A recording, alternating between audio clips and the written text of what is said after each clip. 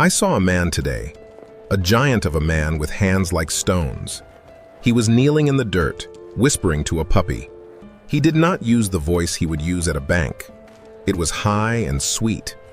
Why do we do that? Why do we change? I have been thinking about this all afternoon. We are told that we are the rational species, yet we spend hours talking to creatures that cannot speak back. It is called dog-directed speech. Science has a name for it. But to us, it just feels like the most natural thing in the world. Is it just silliness? Or is there something deeper happening between our hearts and their wagging tails? I think I might have found an answer. But before I tell you what the experts say, I want you to remember the last time you spoke to a dog. How did you feel?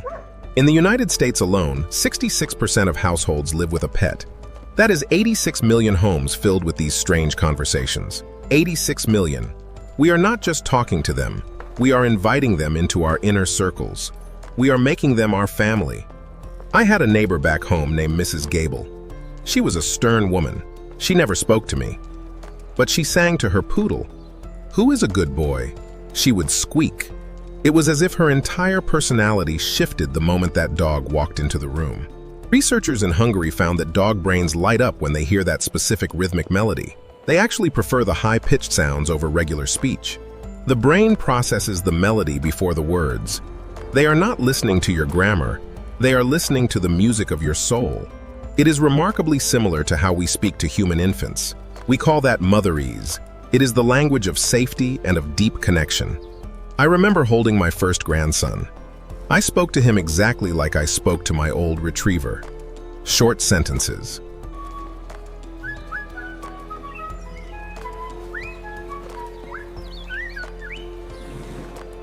"97% of pet owners say their dog is a family member, not a pet, a member of the family tree itself."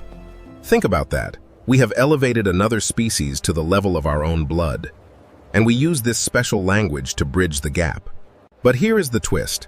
While we talk to puppies like babies, we do not do the same for older dogs, or at least we should not.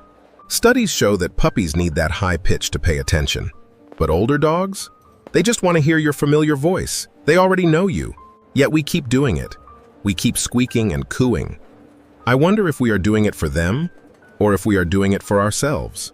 Perhaps it is the only time we feel safe enough to be completely vulnerable. A dog never judges your tone. A dog never laughs at you. In a world that demands we be professional and serious, that silly dog voice is a tiny rebellion. It is a return to innocence. 90% of owners talk to their pets every single day. Most of us tell them things we would never tell another human being. I knew a man who lost his wife. He told me the only reason he kept talking was because his dog was there to listen. He did not need advice. He did not need a lecture. He just needed to hear the sound of his own voice in a quiet house. Is that why we use the baby voice? Because it reminds us of a time when love was simple? Before things got so complicated?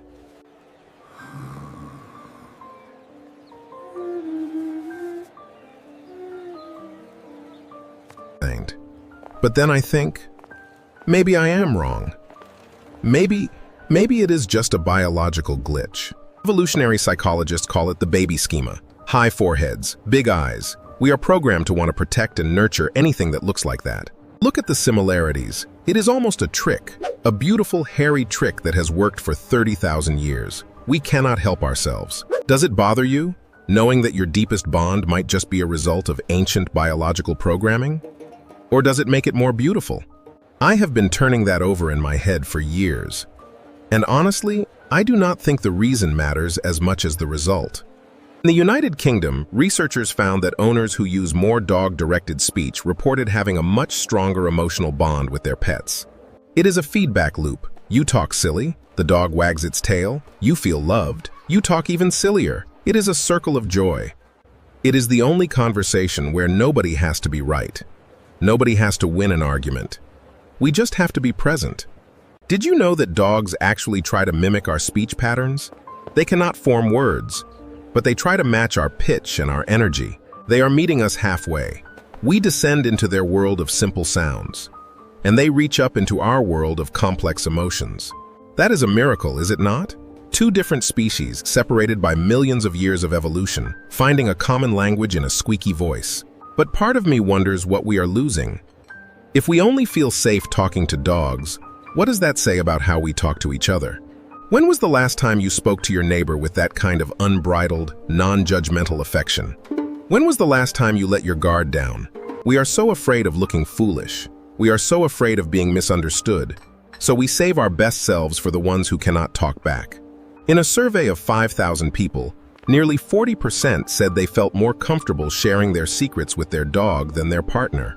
40%.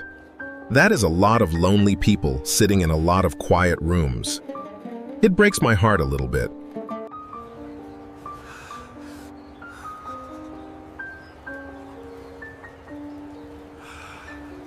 I keep going back and forth on this.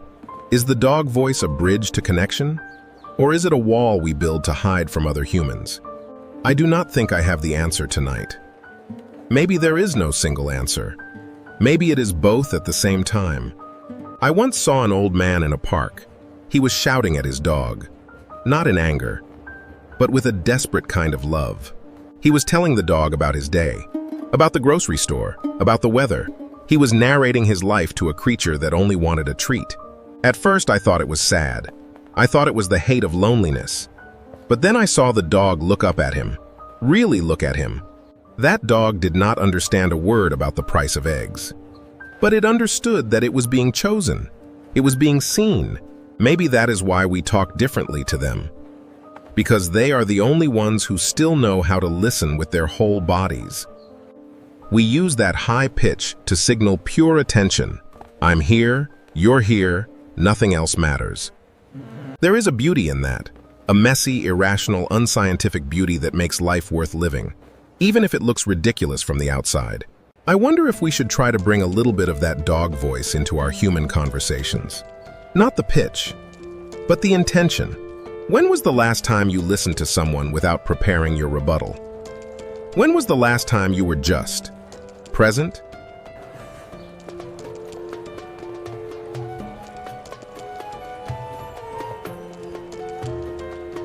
We are so busy being right that we forget how to be kind. We are so busy being smart that we forget how to be simple. The dog does not care if you are smart. The dog does not care if you are successful.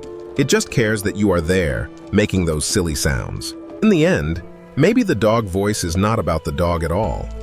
Maybe it is about us finding a way back to ourselves. It is a reminder that we are still capable of wonder, that we are still capable of a love that does not require a reason. I keep thinking about that man in the dirt with the puppy. I hope he is still talking. I hope he never stops using that voice.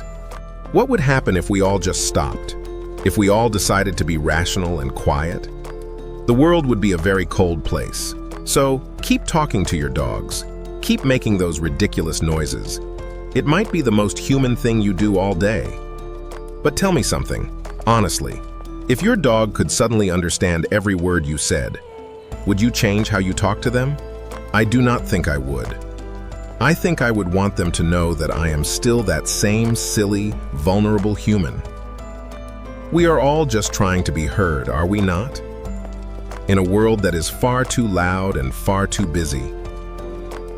I wonder what they would tell us if they could. I wonder if they would tell us to talk to each other the same way. But then again, maybe they already are. Maybe their silence is the best advice we will ever get.